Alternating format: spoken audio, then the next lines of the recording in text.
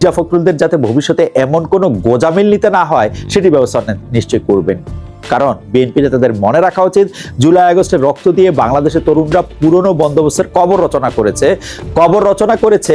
কিন্তু মানে এই কথা আমি বলতে চাই যে পুরনো বন্দোবস্তের কবর যে রচনা করছে সেটি আসলে বলে নেই যে তার সুফল এখন বিএনপি ভোগ করছে।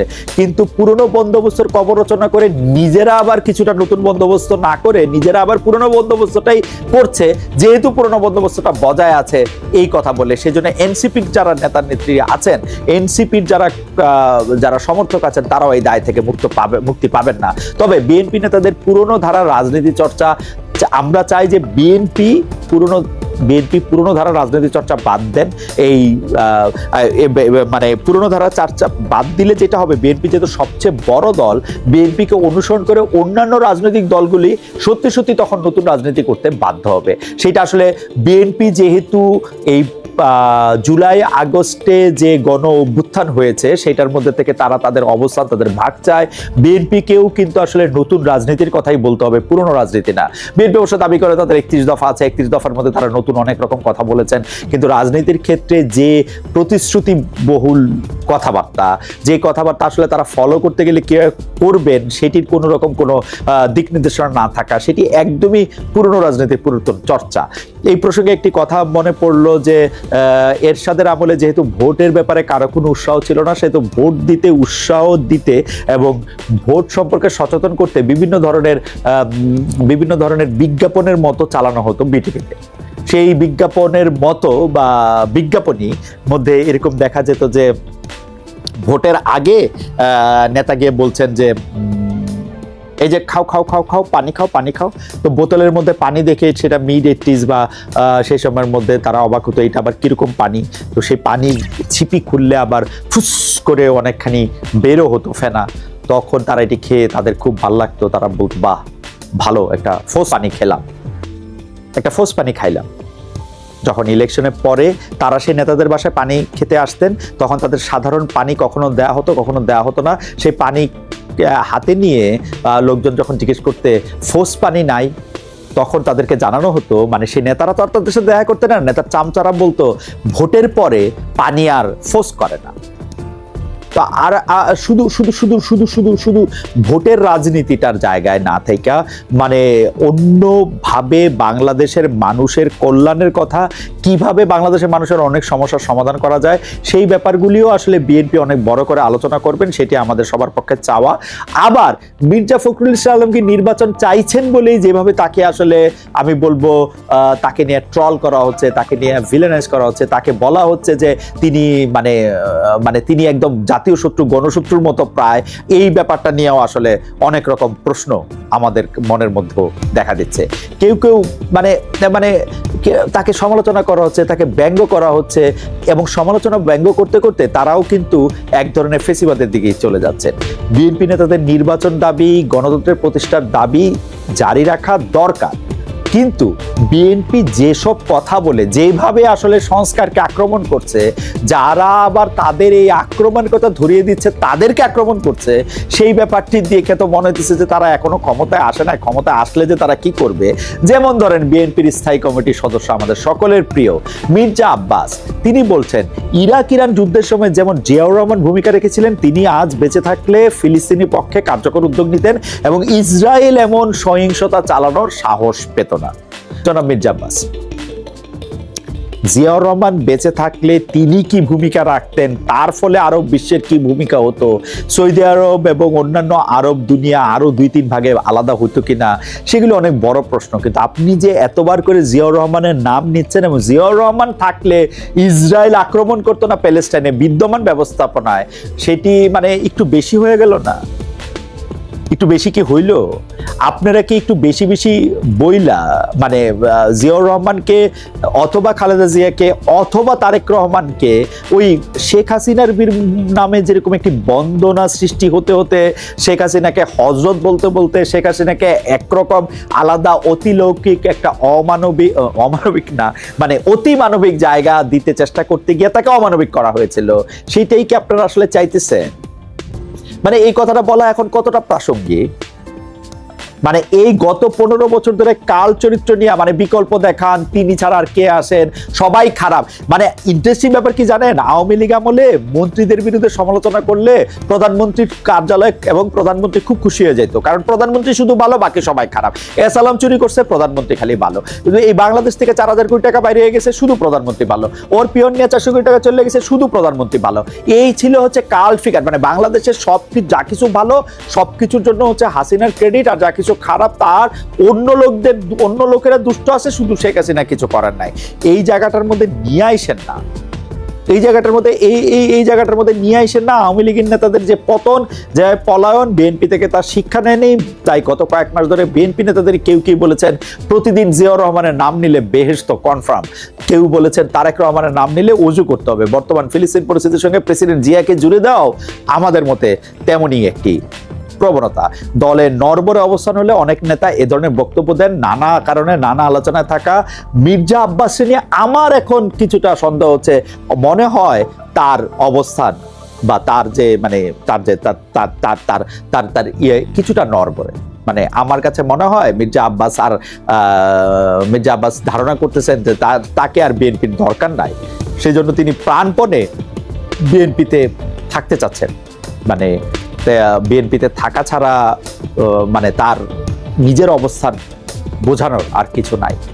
অন্তর্বর্তী সরকার ও মেয়াদ ও জাতীয় নির্বাচন নিয়ে এখনো এক ধরনের অনিশ্চয়তা দেখা যেতেছে। কেন জানি মনে হইতেছে অন্তর্বর্তী সরকারের কিছু উপদেষ্টা চাইতেছেন যে ডক্টর মোহাম্মদ ইউনূসের এই সরকার আরো কিছুদিন বাড়তি থাক, এবং এই যে চাওয়াটা সারা দেশের সব মানুষের মধ্যে প্রভাবিত করার ও একটা মানে দোল আমরা দেখতে পাচ্ছি। এখন মনে হয় আমার ডক্টর মোহাম্মদ ইউনূসের অ্যাপ্রুভাল রেটিং সবচেয়ে বেশি। এই সময়টাকে কাজে লাগে মানে তারা চান যে ডক্টর ইউনূস আরো থাকুক, কারণ ডক্টর ইউনূসের থাকার ফলে রমজানের জিনিসপত্রের দাম বাড়ে নাই, ডক্টর ইউনূস থাকার ফলে বিভিন্ন জায়গায় চাঁদাবাজি হয় নাই, ডক্টর ইউনূস থাকার ফলে বিএনপি বা জামায়াতে ইসলামী কোনো একক পার্টি তাদের একক অবস্থানের কথা বলতে পারতেছে না। এনসিপি যেহেতু শিশু দল, এনসিপি সেইভাবে আসলে অত বড় চাঁদাবাজি করে উঠতে পারতেছে না। সুতরাং ডক্টর ইউনূস দলের সরকার থাকুক। আপনি দেখেন স্বরাষ্ট্র উপদেষ্টা লেফটেন্যান্ট জেনারেল অবসর প্রাপ্ত মোহাম্মদ জাহাঙ্গীর আলম চৌধুরী বলতেছেন, তিনি খুব মজা করে কথা বলেন। ওই দিন গিয়ে দেখলাম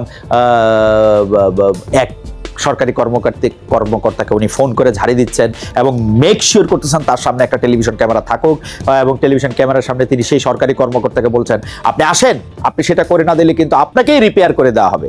এই যে ভাষা, এই যে থ্রেট করা, এটা হয়তো ভালোর জন্যই, কিন্তু এইটা আরেকজন সরকারি কর্মকর্তার ক্ষেত্রে এটা এরকম বলা যায় কিনা ক্যামেরা চালিয়ে ওবায়দুল কাদেরের স্টাইলে বা মাসুদ তুমি ভালো হয়ে যাও, সেটা আসলে সময়ই বলে দিবে। আমার বিবেচনা যায় না, জানো জাহাঙ্গীর আলম চৌধুরী যায় না, এই ধরনের গ্যালারি ইস্যু করবেন না। বাংলাদেশের এমপিরা এগুলো এর আগে করছে, স্বরাষ্ট্রমন্ত্রীরা করছে, আপনি আর কইরেন না এগুলি, বুঝছেন? এগুলো আর কইরেন না। দেখা যাক আপনি কি বলতেছেন। সাধারণ মানুষ বলতেছে আইন শৃঙ্খলা পরিস্থিতি আগের চেয়ে ভালো, ওই রাস্তা থেকে হুনি মানুষ বলতেছে আপনারা আরো 5 বছর থাকেন। ভাই আপনি এই কথাটা তো বললেন, সাধারণ মানুষের কথা কয়, ওই যে সুনামগঞ্জে শান্তিগঞ্জে থানা পরিদর্শন শেষে সাংবাদিকদের প্রশ্নের জবাবে এইসব কথা আপনি বলছেন।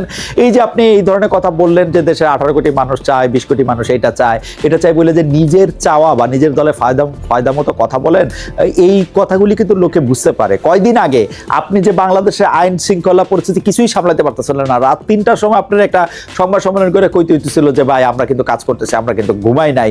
তখন যে সব লোক চাইতেছিল যে আচ্ছা ঠিক আছে এই সরকারের বরং আমরা কোনো কিছুদিন সময় দিতে চাই, স্বরাষ্ট্র উপদেষ্টারা আমরা একটু আর সময় দিতে চাই না।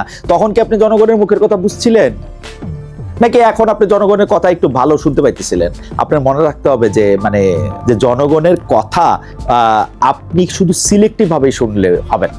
নাকি আপনি ঢিল ছুঁড়া সরকারের বাজারটা বুঝে যেতেছেন, নাকি বিএনপির সঙ্গে আবার পাজল গেমটা আবারও মানে ওই যে চলতেছে না একটা মানে এটা ওই যে কি বলবো, একটা দাবা খেলার মতো একটা খেলা।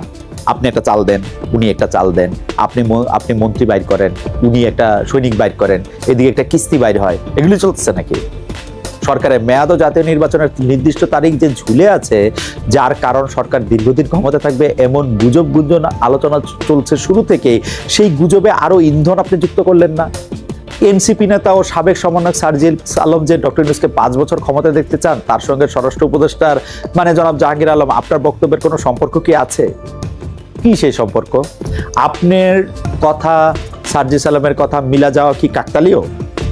অন্তর্বর্তী সরকারের মেয়াদ ও জাতীয় নির্বাচনের দিনক্ষণ নিয়ে গুঞ্জন অনিশ্চয়তা এড়াতে সরকারের অবশ্যই একটি রোডম্যাপ ঘোষণা করা দরকার।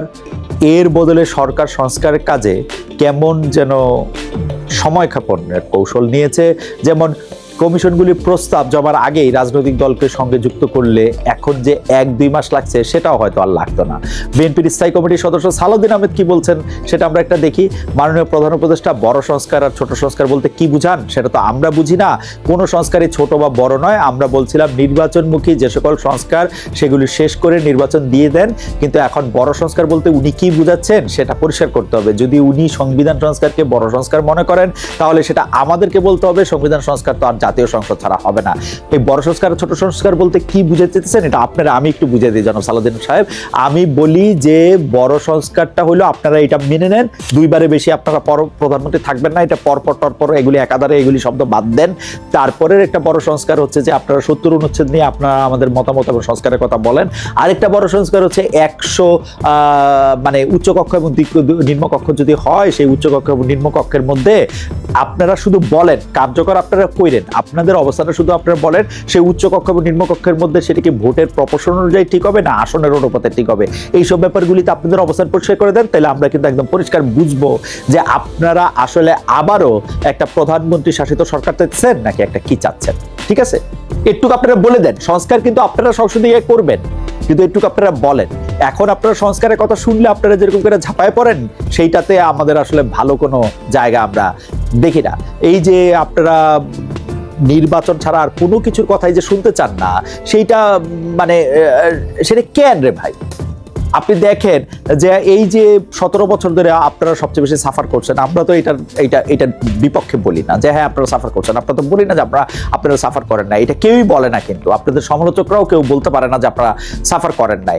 কিন্তু নির্বাচনটার আগে এই যে একটা প্রধানমন্ত্রী শাসিত সরকার হওয়ার বাইরে আর কিছু করা যায় কিনা সেটা নিয়ে ভাবনার ক্ষেত্রে আপনাদের এত কৃপণতা কেন? আপনাদের যদি 2029 সাল বা 2041 সাল পর্যন্ত অপেক্ষা করতে হইতো তাহলে আপনারা এখন করবেন না অপেক্ষা? এখন কিছুটা সময় যদি আপনারা অপেক্ষা করেন তাহলে তাতে বড় কোন অসুবিধা? আপনারা মানে যদি এই কথা এখন বলতে থাকেন যে 17 বছর ধরে আমরা আসলে কিছুই করতে পারিনি, মানে কোনো আয় রোজগার ছিল না, ঠিকাদারি পাই নাই, এই পাই নাই। চাঁদাবাজি শব্দটা আমি বলতেছি না, কারণ আপনারা চাঁদাবাজির কথাটা আপনারা কেন্দ্রীয়ভাবে এইটাকে আসলে আপনারা খুব বেশি সাপোর্ট করতেছেন না, কিন্তু চাঁদাবাজি তো হইতেছে আপনাদের নামে না। তো এখন আপনারা ক্ষমতার ফলটা ভোগ করবেন, দেশের যাবতীয় ব্যর্থতার দায় কি আর আপনারা নেবেন না? আপনারা চান যে যাবতীয় ব্যর্থতার দায় ডক্টর ইউনূস সরকারের কাছেই থাকুক। আমি কিন্তু আমার হাইপোথিসিস কিন্তু বিএনপি আসলে ইলেকশন চায় না। ইলেকশন চাইলে মানে ইলেকশন ডিসেম্বরে চায় না। ইলেকশন ডিসেম্বরে চাইলে তারা এই যে এই সংস্কারগুলির ব্যাপারে তাদের অবস্থান পরিষ্কার করতেন। এই অবস্থান পরিষ্কার করে তারা বলতেন যে হ্যাঁ এই সংস্কার তারাও চান, এই সংস্কার হইলে তাদের ভালোই হবে, খারাপ হবে না, এই সংস্কার হইলে তাদের রাজনীতির তো কোনো রকম কোনো অসুবিধা হবে না। এটা তারা বলতেই পারতেন, করতেই পারতেন, কিন্তু এইটা আসলে তারা করেন নাই, বলেন নাই, বরং এর বিপক্ষে একটা শক্ত পোক্ত অবস্থান নিচ্ছেন। আমরা এই কথা স্মরণ করাই দিলে আমাদেরকে গালি দিতেছেন, শুকর টুকর বলতো আপনাদের মুখে বাঁধতেছে না। আমি কিন্তু বলে দেই আপনারা ক্ষমতায় আসলে কিন্তু এর চেয়ে 3 গুণ 5 গুণ 20 গুণ সমালোচনা আমরা করব। এর জন্য প্রস্তুত থাকেন। এই যে কথায় কথায় গালি দিবেন এগুলি করবেন, এগুলি কিন্তু আর করেন না। এইবার আপনার নাম বললাম না, এরপর এবার আপনার নাম বলে বলবো।